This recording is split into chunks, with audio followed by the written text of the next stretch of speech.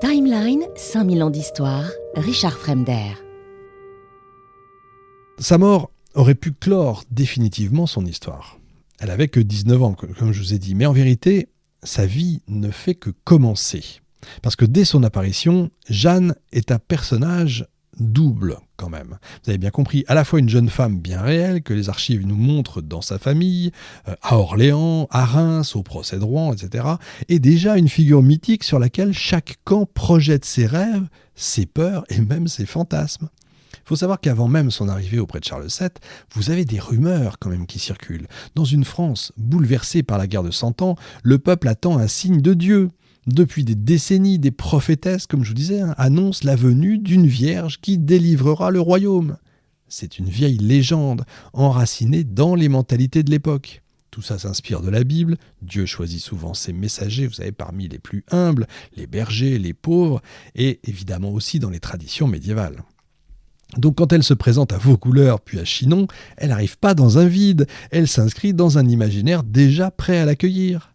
Pour les Armagnacs, elle devient immédiatement la Vierge envoyée par Dieu. Pour les Bourguignons, donc les alliés des Anglais, elle n'est qu'une sorcière manipulée par le diable. La réalité de Jeanne s'efface déjà, vous voyez, derrière ces deux visions inconciliables. Et ce double regard va se poursuivre tout au long de sa vie, qui n'est pas longue, vous avez vu. Dans les chroniques armagnaques, on insiste sur la bergère élue par Dieu, la Vierge pure, l'envoyée céleste qui veille sur son troupeau comme elle veille sur le peuple de France. Dans les récits bourguignons, au contraire, on la traite de vachère, de prostituée, de possédée. Vous avez deux discours antithétiques de mythologie construite en miroir.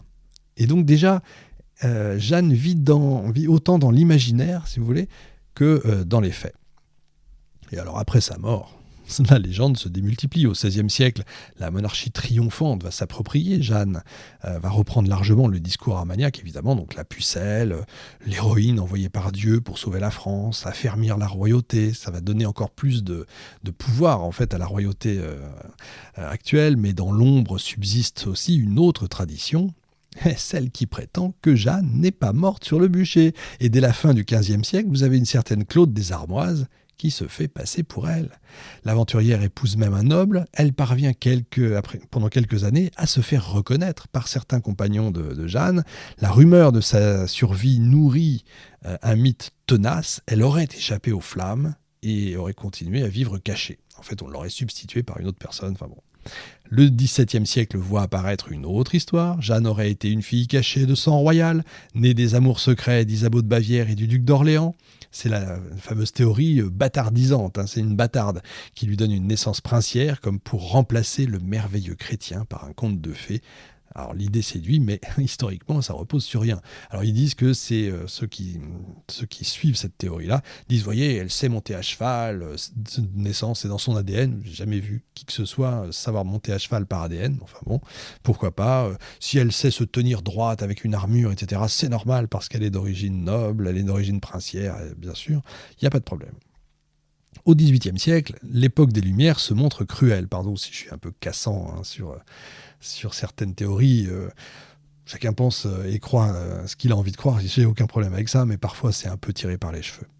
Donc l'époque des Lumières se montre très cruelle en fait avec elle. Il suffit de voir Voltaire qui la raille et qui tourne son histoire en dérision. Le plus grand de ses travaux, ça a été de conserver son pucelage, dit-il. Bon, ça reste Voltaire, évidemment. Ça devient donc à cette époque-là un personnage un peu ridicule, symbole de la crédulité médiévale. On tape un peu sur le médiéval. Et puis au XIXe siècle, c'est la Renaissance. Michelet en fait l'incarnation de la nation française. La plus pure figure du peuple, écrit-il. Pour lui, Jeanne n'est plus seulement une sainte, elle est la France elle-même, humble, héroïque. Dans les manuels de la Troisième République, elle devient l'icône patriotique par excellence, modèle qui est offert aux petits écoliers. C'est rigolo. Dans le même temps, les catholiques la présentent comme une figure de sainteté, de piété, et donc l'Église la béatifie en 1909, et puis la canonise en 1920. Donc vous avez deux visions et deux usages différents, mais à chaque fois une même héroïne, bien sûr. Le XXe siècle ne fait qu'élargir encore cet éventail. Jeanne devient tour à tour figure de propagande, symbole d'unité nationale pendant la Grande Guerre, puis objet de récupération politique. À gauche comme à droite, on revendique son héritage. Après 1945, c'est l'extrême droite qui s'en empare. Le Front National en fait une héroïne de l'identité française, mais aussi elle est revendiquée par les féministes comme la première femme à avoir défié les codes de son temps, ce qui est complètement idiot puisqu'il y en a eu d'autres. Enfin, les mythes modernes viennent s'ajouter aux anciens. Survivante cachée, comme je le disais, fille illégitime de roi, manipulation franciscaine, complots divers, jusqu'aux interprétations les plus fantaisistes, parfois proches de romans ésotériques. Plus récemment, on a cru retrouver ces reliques qui se révèlent n'être qu'une momie égyptienne, donc il faut imaginer ça. La preuve que Jeanne, 5 siècles quand même après sa mort, continue d'alimenter l'imaginaire collectif, et puis là j'en fais des caisses, donc vous voyez, ça continue. Parce que c'est bien ça qu'il faut retenir finalement. Jeanne a toujours été un mythe vivant, changeant, réinventé au fil des siècles. On n'y était pas, on ne peut pas savoir. Il y a des choses qu'on ne sait pas, il y a des choses qu'on imagine, et c'est pas toujours vrai. Il y a des choses qu'on aimerait, mais qui sont que des fantasmes. Dans ses premiers pas à Orléans, c'est déjà une prophétesse ou une sorcière. Elle est vierge élue ou putain manipulée. Beaucoup pensent qu'elle aurait été manipulée. Une sorte de...